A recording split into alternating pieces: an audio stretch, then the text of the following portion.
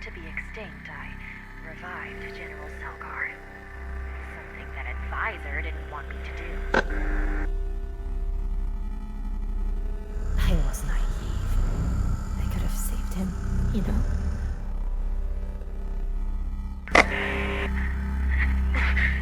But it doesn't matter anymore.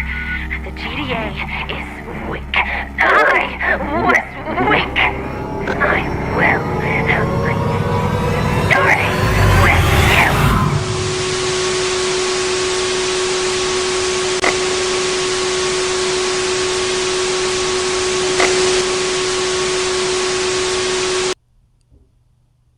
And no, it's not Advisor. Now that the second part of the winter event has finally been released, and the terrible requirements for the Icebreaker Tower have been reversed, I think it's safe to go ahead and call this a pretty good event as far as everything goes.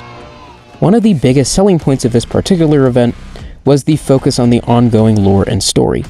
Part 1 gave us a lot to chew on, so how does Part 2 fare as a conclusion to this arc of the TDX narrative?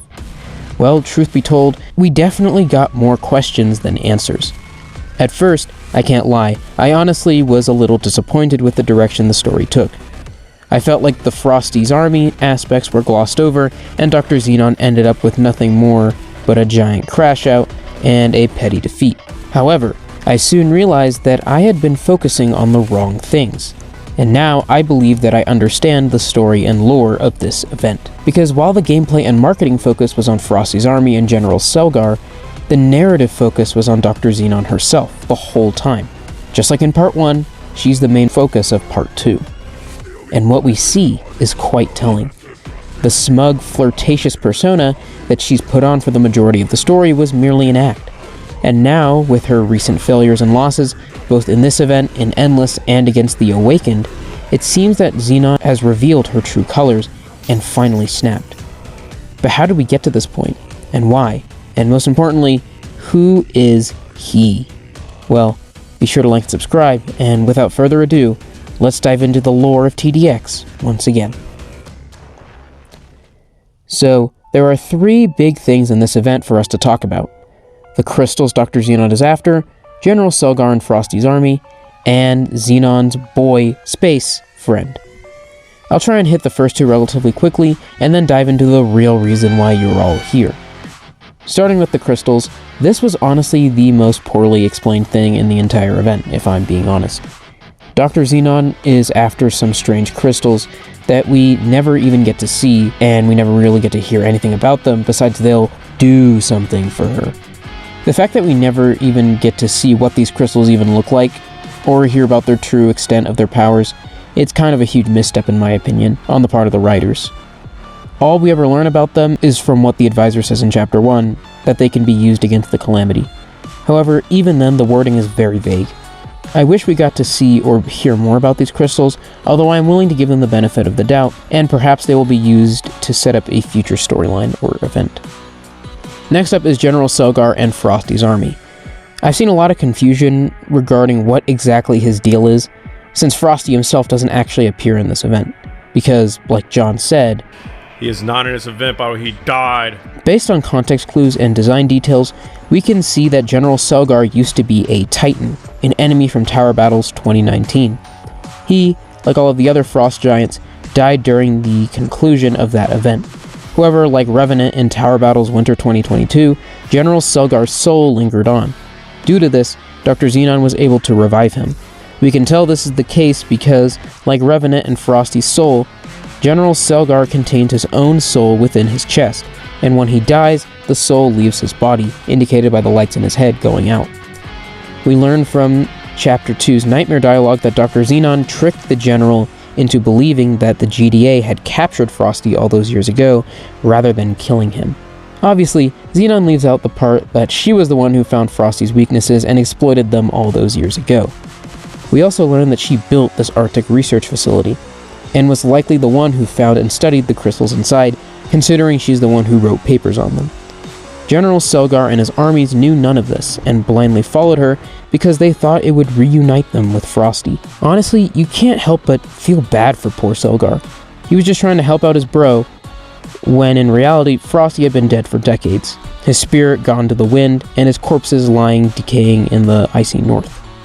A small thing to note is that most of the enemies in Frosty's army are actually reimagined versions of the fallen gladiators of Tower Battles Winter 2022, strengthening the connection between the two events even further. And now, with all the extra stuff out of the way, it's time to move to the big thing. The gigantic bombshell of information that ruined hundreds of lesbian headcanons and killed poor Begoblox's wet dreams. Something that Advisor didn't want me to do. I was naive. I could have saved him, you know? And now for the question on everyone's mind. Who in the world is Dr. Xenon talking about? Who is he? For months, we believed that Dr. Xenon was only ever close with one other person, Dr. M, Dr. Mallory, the wholesome apple of Counterizer's eye, that was sacrificed by Xenon and eventually became the goddess of vengeance for the Calamity faction. But it seems there was someone else the whole time, someone else that Dr. Xenon was close to.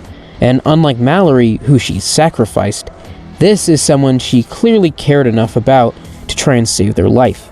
In my head, I see two possibilities. One is the one that everyone keeps saying, and the other, I think, is the actual choice. The first possibility is that Dr. Xenon somehow revived the Advisor in the past, through cloning or whatever, saving his life despite him not wanting it, and something changing in him when he did so. This is a theory that makes sense at a glance, but it fails to take into account Dr. Xenon's intense and seemingly endless hatred for the man. Even in photos where it seems like she's still part of the GDA, her hatred for Advisor is on full display. She doesn't like him, she's never liked him, and she's done nothing but try her best to get us to not trust him. I don't feel like she would have any sympathy for him, no matter who he used to be to her. To prove my second theory, I want to go back and really analyze what Dr. Xenon is saying and how she's saying it. Here, I'll play the cutscene again. Long thought to be extinct, I revived General Sgar. Something that Advisor didn't want me to do. I was naive. I could have saved him, you know? But it doesn't matter anymore. The GDA is weak. I was weak! But I am not weak. I will have my vengeance, starting with you! Her bringing up Advisor after talking about how she revived General Sgar sounded so strange to me at first. I didn't really know what the game was trying to imply. But if we think about what she's saying afterwards, I was naive, the GDA was weak, I was weak. This tells me that Dr. Xenon was practicing the art of reviving people long before the events of TDX. This was something that she was doing while she was part of the GDA, and it was a practice that Advisor did not approve of. It was probably in a crucial moment, where someone she cared about was on the brink of death, she asked the Advisor for permission to revive him, but the Advisor must have shut her down, citing some arbitrary GDA rule or saying that his death was for the greater good.